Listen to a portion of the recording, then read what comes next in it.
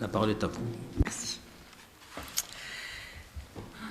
Monsieur le Président, Monsieur le Ministre, Monsieur le Secrétaire perpétuel de l'Académie du Royaume et Madame la Vice-présidente de l'Association André Malraux, ainsi que tous ceux qui sont ici, la belle jeunesse du Maroc qui est venue et que je salue aujourd'hui.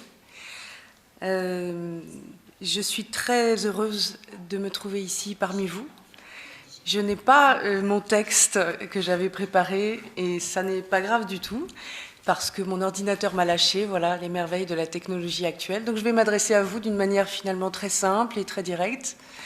Je remercie énormément l'Académie royale du Maroc de nous permettre aujourd'hui d'être ici.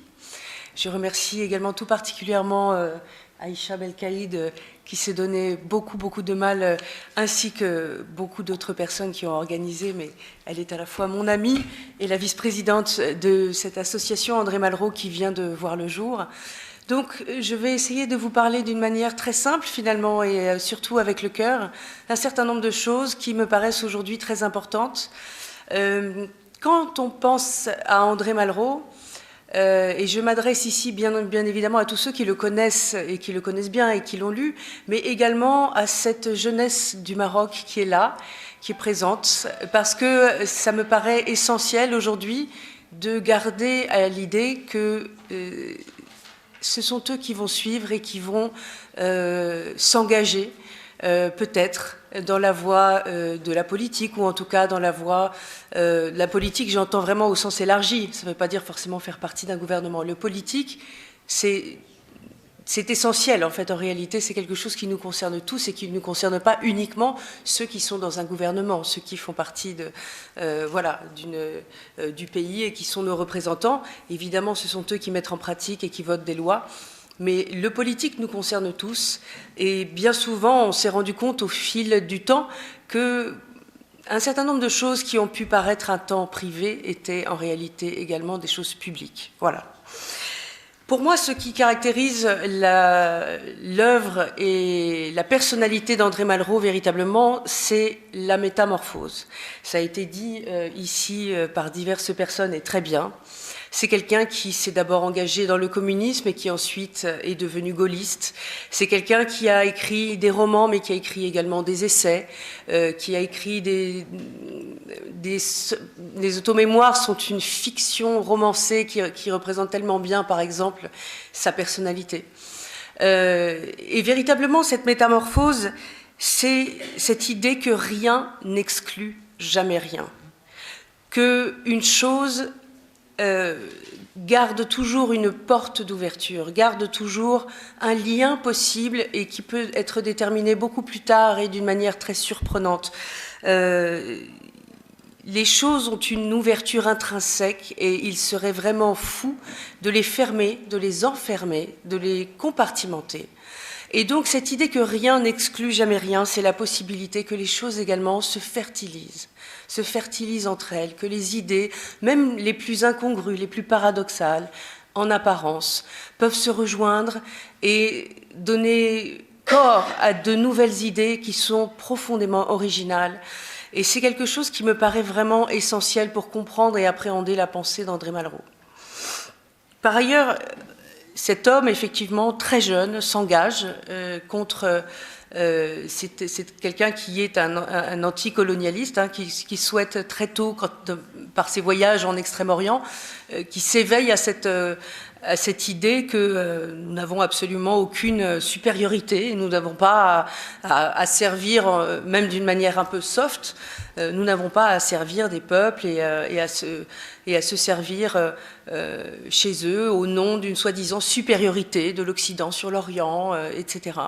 Donc il s'engage très jeune dans cet anticolonialisme, puis il s'engage dans la guerre d'Espagne en 1936, et comme il le disait très bien, il s'est engagé en Espagne pour des raisons morales.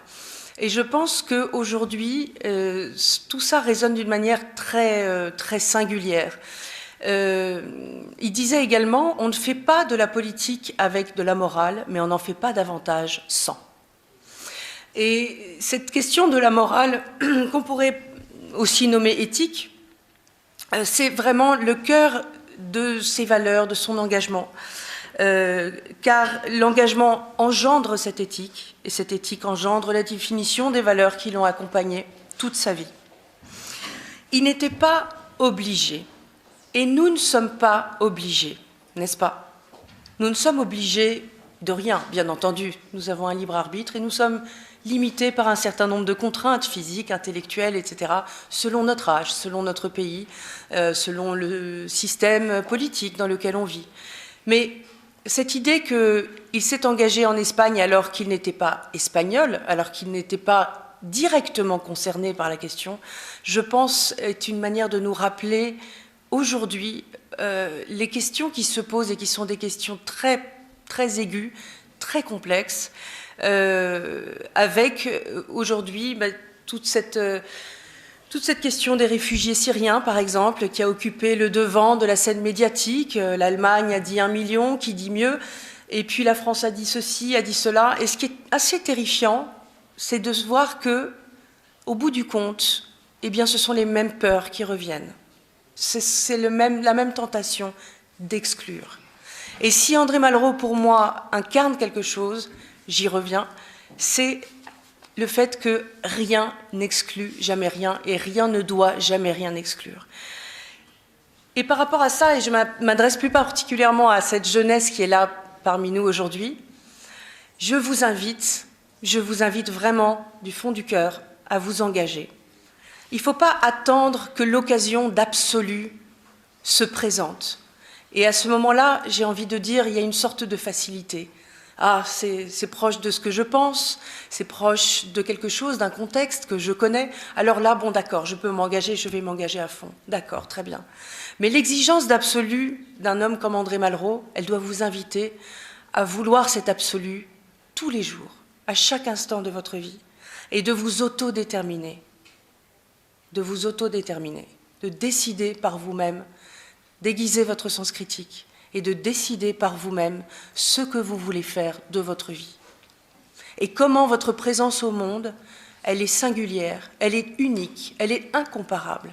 Et comment à partir de ça, vous pouvez entrer en résistance contre un certain nombre de choses, vous engager, y compris pour des choses où personne ne vous verra, où vous n'aurez pas de reconnaissance immédiate, mais où vous sentez au plus profond de vous-même que c'est juste, que c'est quelque chose qui vous grandit en tant qu'être humain.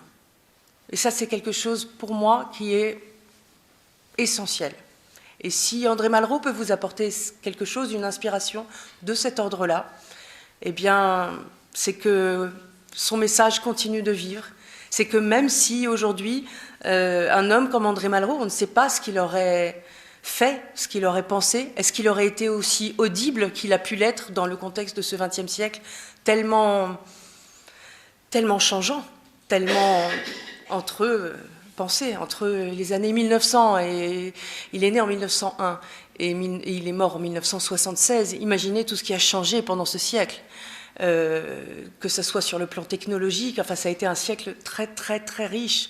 À tout point de vue, au point de vue également de la mode. Monsieur Nicolas Druz, qui est ici pour la Maison Lanvin, peut en dire quelque chose, puisque la Maison Lanvin est la plus ancienne maison de couture française, et que la Maison Lanvin, elle aussi, elle s'est métamorphosée à de nombreuses reprises pour accompagner l'élégance, pour accompagner cette élégance à la fois intemporelle, mais également connectée au monde actuel. Voilà. Elle a habillé André Malraux. Et la Maison Lanvin a habillé André Malraux, en tout cas pour un certain nombre de vêtements. Il était très attaché aux coupes de cette maison et à son élégance très intemporelle. Voilà. Donc, je vais juste terminer là-dessus, parce que, évidemment, on peut parler d'une manière assez littéraire, et je trouve que c'est une très bonne chose, puisque c'est exactement aussi ce que souhaitait André Malraux. Mais aujourd'hui, j'ai plus envie de m'adresser à cette jeunesse qui est présente pour leur dire, voilà, cette quête d'absolu, cet engagement, c'est tout le temps.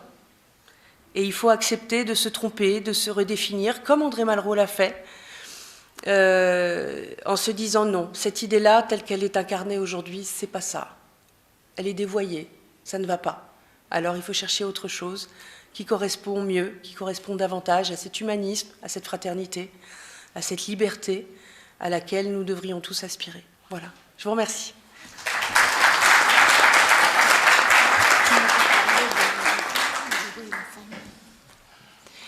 La première, c'est qu'effectivement, je dois être la seule ici à pouvoir aussi évoquer l'expérience que ça a pu être pour moi d'être la petite fille d'André Malraux. Je ne l'ai pas connu. Je suis née après qu'il ait disparu. Mais il est certain que faire partie de la famille Malraux dès la naissance, c'est une expérience assez particulière. C'est-à-dire que voilà les objets modernes qui prennent beaucoup de place, c'est vrai. J'en dirai un petit mot rapidement. Donc, c'était vivre avec un fantôme à la présence écrasante. C'était vivre, d'une part, parce que, évidemment, il a marqué de manière aussi bien intime ma famille qu'il a marqué son temps, qu'il a marqué le pays, qu'il a marqué la politique. Donc, pour vous en dire un petit mot, c'est pas pour entrer dans les cuisines et pour raconter des petites anecdotes un petit peu rigolotes. C'est plutôt pour vous dire que, en ce qui me concerne, je considère ça comme une chance incroyable, puisque c'est quelque chose qui m'a amené à être dans un constant questionnement. Et même, je le dirais plus, d'avoir un devoir de questionnement. Je crois qu'effectivement, depuis que je suis née, j'ai cette conscience que j'ai une responsabilité. Et ça m'a longtemps effrayée. J'ai mis un certain temps à m'auto-déterminer par rapport à ça, parce que c'est pas si facile. Quand quelqu'un est passé et qu'il a marqué à ce point son temps, aussi bien la littérature que la politique, que le monde de l'art, c'est quand même pas rien.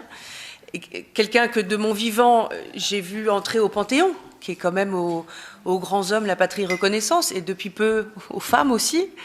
C'est bien que les femmes commencent un petit peu à rentrer dans l'humanité vraiment. Il faut que ça continue. Mais c'est quelque chose quand même d'assez écrasant, enfin potentiellement écrasant. Donc je ne suis pas là pour me plaindre de ça, pas du tout, mais enfin il m'a fallu un certain temps pour me déterminer par rapport à ça, et c'est juste, c'est normal.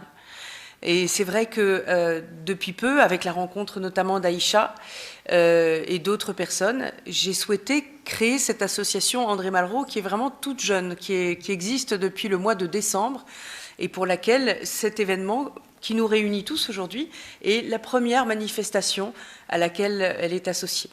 Donc c'est vraiment un grand honneur et un grand plaisir pour moi d'ouvrir cette association par la tenue de ce colloque qui était prévu de longue date, et de pouvoir vous présenter cette association à laquelle je souhaiterais que tout le monde puisse devenir adhérent et participer, parce qu'on a besoin de tout le monde, de tous et de toutes, pour faire ensemble vivre la mémoire d'André Malraux, pas dans un musée, dans quelque chose de passéiste, pas dans quelque chose qui regarde vers le passé en disant c'était mieux avant, mais au contraire, en mettant le questionnement au cœur de notre réflexion, au cœur de nos vies. Ça, c'est vraiment quelque chose de très important. Pourquoi ? Parce que je considère que nous avons un devoir en tant qu'être humain. Nous avons des capacités cognitives exceptionnelles et nous avons la possibilité d'en faire quelque chose de terrible, quelque chose qui exclut, encore une fois, quelque chose qui massacre, quelque chose qui nie, ou nous avons la possibilité d'en faire quelque chose de merveilleux, quelque chose qui relie, quelque chose qui nous fait nous sentir plus grands que nous-mêmes, mais grand et confortable, pas grand et maladroit. Et si maladroit, pourquoi pas également. Donc nous avons un devoir en tant qu'être humain de nous déterminer par rapport à un certain nombre de choses, même si c'est difficile, même si nous tâtonnons, même si ça n'est pas toujours évident. Et je voulais rebondir sur ce que Monsieur le Président de séance a dit, sur les objets connectés, etc., dont je vois que certains jeunes ici, mais aussi des moins jeunes, nous en avons tous dans nos poches, j'ai moi-même le mien. Il y a peut-être une question à se poser. Moi, j'aime bien poser les questions comme ça. Alors, que veut cet objet de moi ?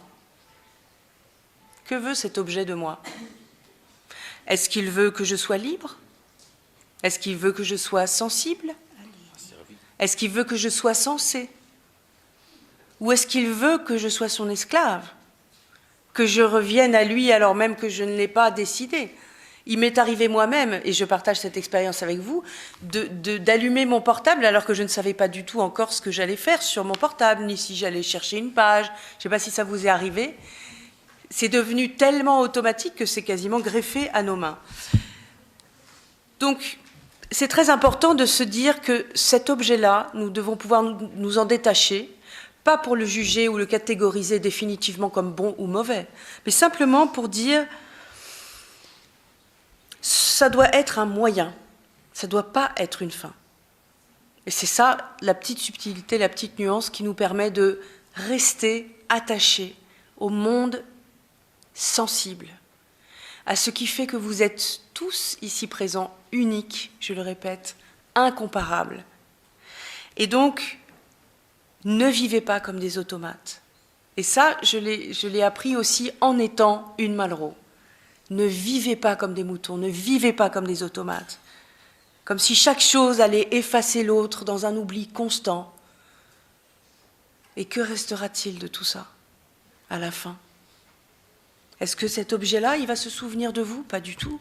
Il poursuit sa vie comme ça, aveugle, dans ses capacités technologiques. Il n'a pas de conscience. Mais vous, vous avez une conscience.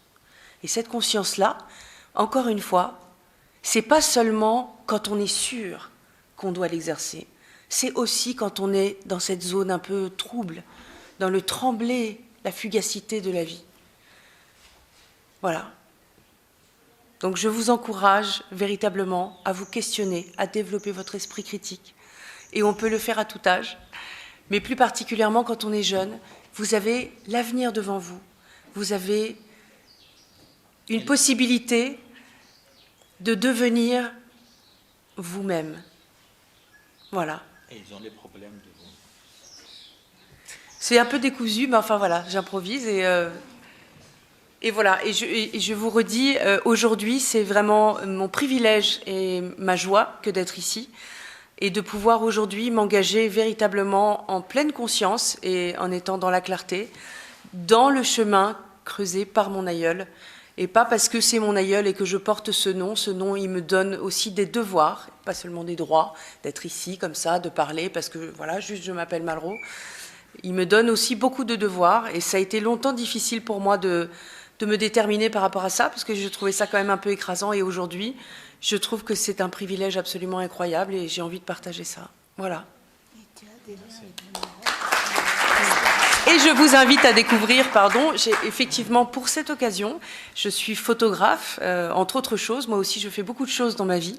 Donc je pense que j'ai dû, d'une certaine manière, hériter également de ce goût de la métamorphose d'André Malraux. Alors je vous invite, je ne sais pas si vous avez vu les panneaux avec les photographies en couleur. J'ai une longue histoire d'amour avec le Maroc. J'ai été élevée, bien sûr, par mes parents, mais par une Marocaine depuis ma naissance, depuis l'âge de 6 mois. J'ai été plein de fois au Maroc. J'ai fait plein de photos. Et c'est incroyablement chaleureux pour moi et quelque part complètement naturel que d'être ici parmi vous et dans ce royaume du Maroc qui est tellement chatoyant, tellement beau, tellement généreux, avec bien sûr parfois des contrastes et des choses comme dans n'importe quel pays. Mais c'est vraiment un privilège incroyable. Merci.